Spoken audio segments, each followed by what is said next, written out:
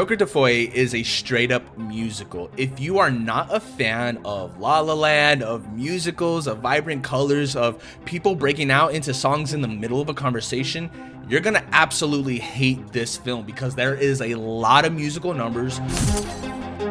Good evening, ladies and gentlemen. Welcome back to the channel. My name is Isaac Joel, and today we're going to be talking about Joker de Folie, the sequel to the 2019 Joker film, directed by Todd Phillips, starring Joaquin Phoenix, and with a new cast member, Lady Gaga.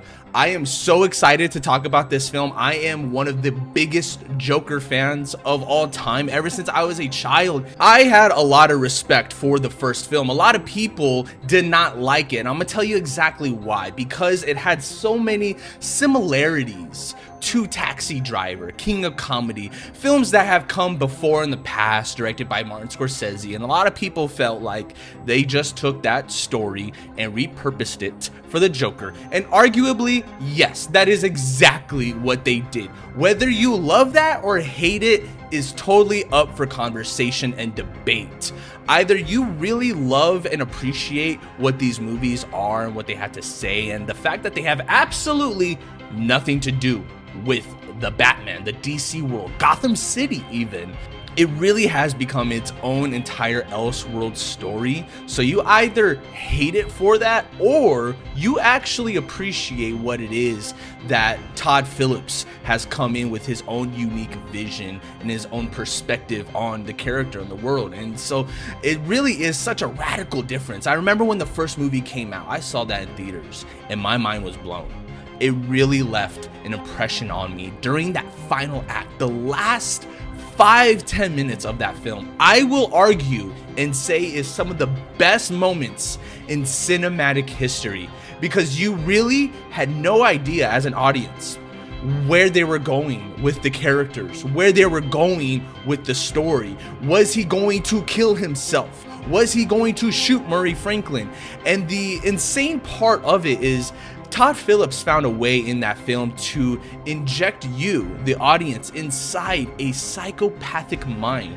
So whenever he had these urges, these intentions, you felt sympathy towards him. You wanted him to get away with it. You wanted him to get revenge against all those people who did wrong against him, which isn't a good mindset to have, but that goes towards the credit of the director. The director was able to put you right in the front seat of this psychotic character, Arthur Fleck. I am so compelled by the story of Arthur Fleck. I really appreciated that first movie and the elements that it had, the color grading, the cinematography, the soundtrack. The score composed by Hilder is one of the best soundtracks I have ever heard in any comic book franchise ever. It is so emotional, dark, and impactful. The fact that they had that soundtrack already designed before they even made the film, and that is what helped inspire them with some of the scenes that came as they were just kind of figuring everything out the day of. You know, they would go one direction and then feel, you know what, this doesn't feel right. Arthur wouldn't do this. Let's take it into a new direction. And I really respected all of the bold risks that Todd Phillips did. I had my issues with the original Joker film. I really did. The fact that it had absolutely nothing to do with Batman, that bothered me. It really did. The elements of Thomas Wayne and Bruce Wayne were very strange. You can take it or leave it. And I really didn't feel like Todd Phillips is a comic book fan.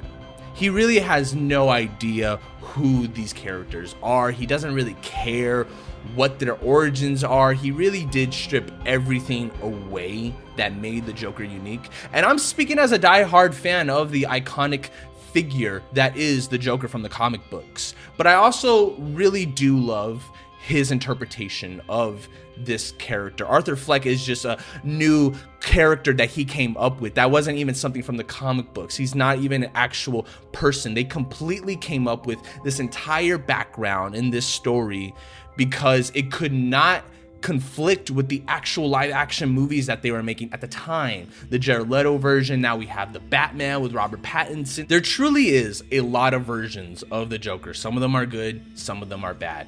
Arguably, in my opinion, Joaquin Phoenix comes second to best when it comes to the Joker, right next to Heath Ledger. But this is one of the most empathetic Jokers I have ever seen on screen. You really feel the sincerity and how childish he is in his ways. He's not this criminal mastermind that you would like and expect him to be.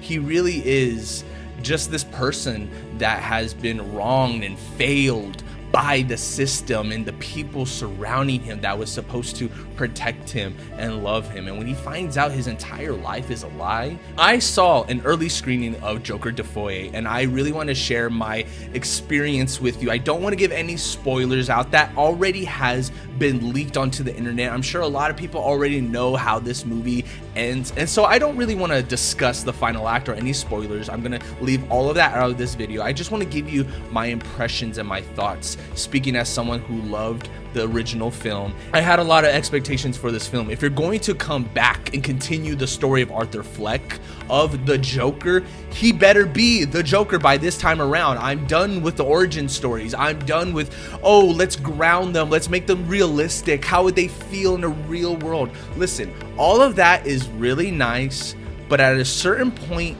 the character needs to become who they are. Joker de Folie is a straight up musical. If you are not a fan of La La Land, of musicals, of vibrant colors, of people breaking out into songs in the middle of a conversation, you're gonna absolutely hate this film, because there is a lot of musical numbers, songs that I felt didn't really need to be there, song choices that I honestly have never even heard of in my life. And that's not to say that I'm not an old soul, that I don't listen to a lot of music, but some of these songs were just very random choices that I felt like maybe you could have pick something a little bit more relevant, or something a little bit more popular culture and known for people to kind of sink themselves into. But the fact that some of the songs are really different and out there that I've never heard of, that's kind of what made me feel like this movie is a little bit original in that sense, and that it's really digging deep into that musical aspect with the Joker. And I do think that that was a great choice. A lot of people will argue and say, hey, that was a bad choice. Why did they make it a musical? For me, it worked. I'm a big musical fan. I love songs and dances, and when the lights go down and all of these imaginary fantasies start happening around the world. And so it really feels like an experience. It's so mesmerizing and compelling to watch. And I saw this on IMAX, the biggest screen possible, and it really felt like it was worth that wait, that experience. I do want to talk about Lady Gaga's performance as Harley Quinn. She is known in the film as Lee, but her full name is Harley Quinn. I went into this film with complete open eyes and an open mind, really ready to receive whatever interpretation they were going to bring to us, because I'll let it be known, I'm not a big fan of Margot Robbie as Harley Quinn. I didn't love Birds of Prey. I didn't love Suicide Squad, at least her aspect of it. It's very comic booky, it's very zany, and for me, there's a middle ground. There's a middle ground between, you can have that comic book accurate version, but it does need to be grounded some way, somehow. There is a middle ground, a balance that you need to follow. And I felt like with Lady Gaga's version, it was just so far off, it wasn't even recognizable at all. She was nowhere near the Harley Quinn that we know. There are little aspects thrown at her to make you feel as if she is the same character, that she has like a psychiatric degree, she's crazy, you never know what she's gonna do next. But in the grand scheme of things, by the end of this film, I felt like Harley Quinn was a complete waste of a character. The whole focus is on Joaquin Phoenix, and he's great. That's without question. I'm not gonna sit here and tell you that he gives a bad performance. No, he is the powerhouse of this film. He is the reason why you go and watch these movies, whether you love it or hate it. It's because of Joaquin Phoenix. It's because what he's doing with the material. And you're hoping that perhaps Lady Gaga is going to bring something into the mix. But really, and it's not even her fault. I'm not gonna sit here. I don't think she's a bad actress. I don't think she's a bad person. No, I'm a big fan of hers. I love A Star Is Born. I think she is very talented. I love her music. I love her fashion, her style. I think she was a great choice. I really wanted her to beat Margot Robbie as Harley Quinn. I wanted to say, hey, you know what? That's how you do it. This is the perfect iteration of Harley Quinn. But I can't honestly sit here and tell you that I felt that way with this version of her, because she just falls very flat. She has nothing to do with the story. And again, I'm not giving no spoilers away, but if you're listening to this review, you are curious. And I am telling you that she has nothing to do besides singing. She sings all the time. And listen, I have no problem with the musical aspect, but her character is literally only there. And this was the problem from the get-go, was like, okay, if you're gonna have her in, it better not be just because she's a good singer and she's gonna sing all the time. No, that cannot be the reason why she's in this film. It has to show another range, another dynamic part of her as an actress. And I just felt like Todd Phillips, Scott Silver, the writer, did not utilize Harley Quinn as a character at all. She had no bigger plans. She wasn't smarter than the Joker. She didn't prove herself to be an adversary. She was really just an insane fan, watching him from the outside, wanting to be near him. And I understand perhaps the resemblance between real life murder cases and trials, and how those fans become kind of addicted by the serial killer and they become kind of obsessed and wanting to be part of their lives. I understand that that's probably where they were wanting to take this interpretation of Harley Quinn. But when you're not even a fan of the Batman, of DC, of Gotham, I had a hard time in this film at one point because they said Arthur Fleck versus the state of New York, not Gotham City, the state of New York. Now, I don't know if I'm missing something. Is Gotham always been in New York? I thought Gotham City was literally its own private island that was kind of created also with Metropolis. I don't know, but this movie completely just ignores the fact that we're in Gotham. And how do the people in Gotham behave and interact? Harvey Dent is in this film. That is known. He is in the trailers. He is in the synopsis. Everybody knows that. However, they don't utilize him. The movie makes an attempt at Two-Face's origin, but it fails at it. It's just kind of like blink and you miss it. He really has no depth, no dialogue really, besides just being the lawyer there to argue against Arthur. But he has no interactions with Arthur. There is no battle between Gotham's soul, right and wrong. They really are just, all these actors are on their own separate islands doing their own separate things as Joaquin Phoenix shine. This movie was never really meant to make a statement or to make any kind of impact with the greater DC universe, and that's okay. I think we really could have these Elseworld stories where we're able to dive into these characters and learn a little bit more about them. But at the end of it, when it feels like just a massive waste of time and we didn't really get to experience who they truly are, I feel like this entire Joker experience was just a missed opportunity to merge that with the Batman universe. I know that that's like, oh, well, now you're just being a geek fanboy and just kind of like theorizing. And yeah, I understand, but there was a huge missed opportunity to make the child in the Joker, Robert Pattinson's character, in some way, somehow merging these two realistic, grounded, dramatic worlds. But at the same time, I don't really think we need to have any more Joker movies. I think we've had so many different iterations and interpretations of the character that we really need to reassess and look at, okay, what can we go with next for this character? And I think we should focus on other Batman villains that haven't had the spotlight the way that the Joker has. I'm going to see this a few more times in theaters, honestly, because I liked it, but I didn't love it. There's something mesmerizing and compelling about it, and I really do want to have a couple more viewings in order to see how is this going to age with me. Is this something that I see myself continuing to watch in the years to come? Is it a perfect blend within the first one? And I honestly love that it is a part 1, part 2 film, and that the story is over. It truly ends with Folie, and I love that this is the conclusion of it, and that there are no more questions left unanswered, and we really do have closure with Arthur Fleck. That's what this movie gave me.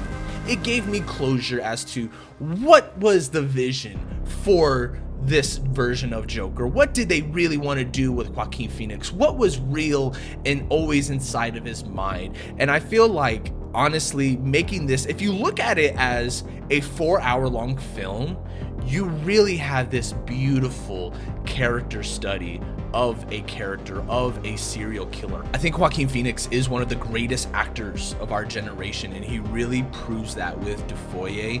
I feel like Lady Gaga was a huge missed opportunity as Harley Quinn. Same goes for Harvey Dent.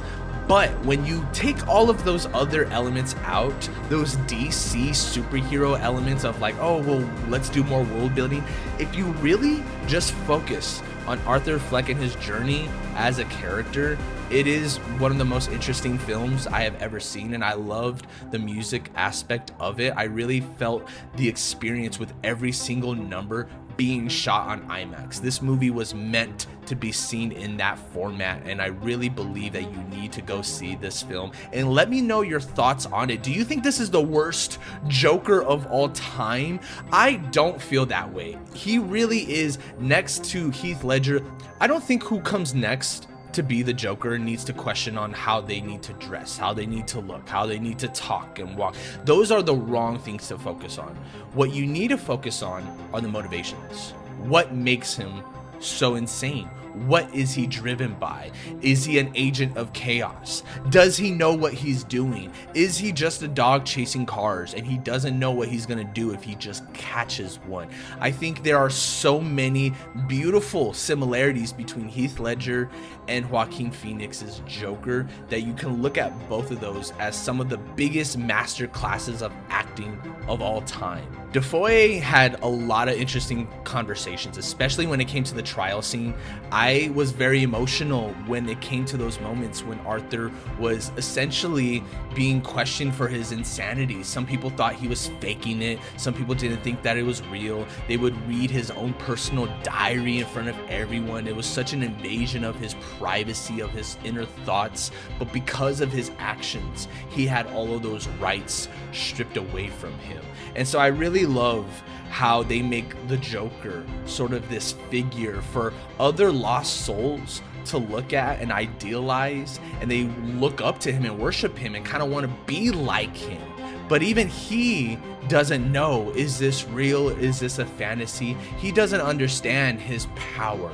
Now, the film really will never go into who the Joker truly is. This, to me, is the journey of Arthur Fleck.